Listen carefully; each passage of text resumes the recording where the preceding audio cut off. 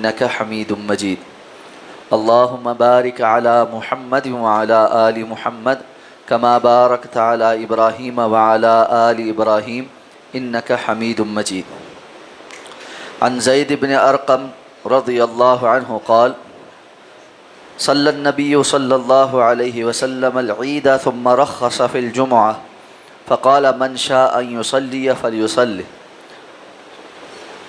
رواہ الخمسہ الا الترمذی وصححہ ابن خزیمہ۔ حضرت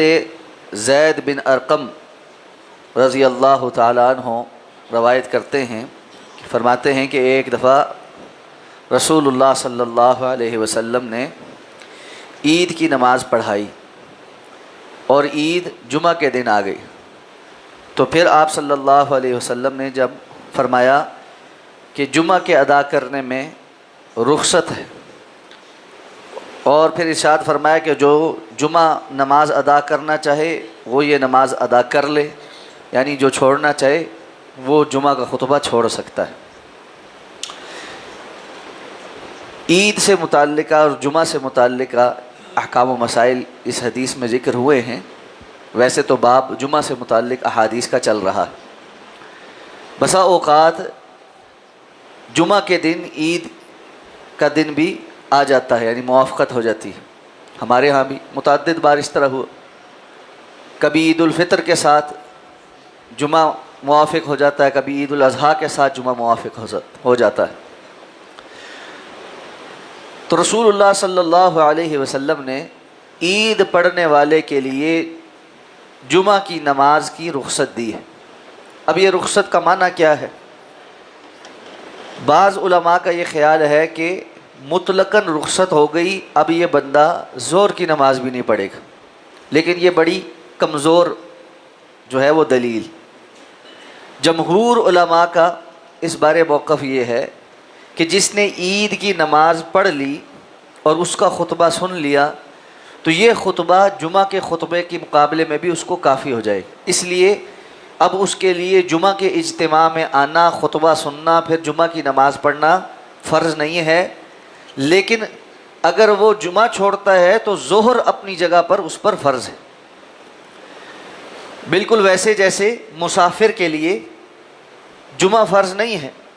لیکن جمعہ فرض نہ ہونے سے ظہر ساقط نہیں ہوتی۔ اگر وہ مسافر جمعہ نہیں پڑھ پاتا تو ظہر اس کو پڑھنی ہی ہوتی ہے۔ تو اس اعتبار سے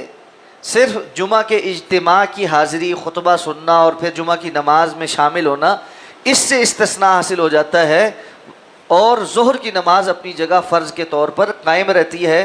تو جو بندہ عید کے دن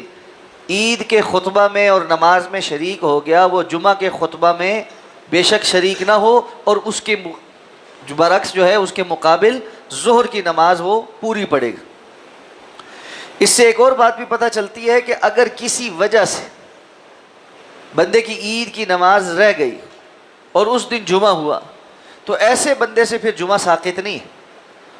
عید کی نماز میں شریک ہونے والے کے لیے ہی یہ رخصت ہے کہ پھر جمعے میں اس کو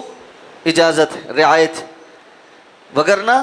اگر وہ عید کی نماز میں شریک نہیں ہوا تو اس کے لیے رعایت ختم ہو گئی، اور اب اس کے اوپر جمعہ اسی طرح لازم ہے جس طرح عام دنوں میں یا عام ہفتوں میں جب عید نہیں ہے جمعہ آتا ہے تو پھر جمعہ کی نماز فرض ہوتی ہے۔ اس سے یہ بھی پتہ چلتا ہے کہ شریعت کے اندر نرمی اور رخصت ہے، اللہ رب العزت کی طرف سے رخصت، کہ اگر ایک اجتماع میں بندہ شریک ہو گیا ہے تو دوسرے اجتماع میں نہیں شریک ہوتا تو اللہ نے اس کو رخصت دے دی۔ اور دین کی رخصتوں پر عمل کرنا بھی اتنا ہی ثواب کا باعث ہے جتنا دین کی عزیمتوں پر عمل کرنا ہے۔ اس لیے جہاں رخصت مل جائے وہاں رخصت اختیار کی جا سکتی ہے، رخصت اختیار کرنے والے کو طعنہ زنی نہیں کی جائے گی۔ اللہ رب العزت دعا ہے اللہ ہمیں سمجھ کر عمل کرنے کی توفیق عطا فرمائے۔ ہمارے ایک ساتھی آئے ہوئے ہیں، ان کے ایک دوست کے والد بیمار ہیں اور ان کا آج آپریشن ہونا تھا، لیکن قریباً 30,000 روپے کی کمی ہے جس کی وجہ سے وہ آپریشن آج نہیں ہو سکا۔ تو یہ ساتھیاں ہیں آج اٹھے، تو احباب سے گزارش ہے اس مریض کے علاج کے لیے جو ممکنہ طور پر تعاون کر سکتے ہو اس بھائی کے پاس جمع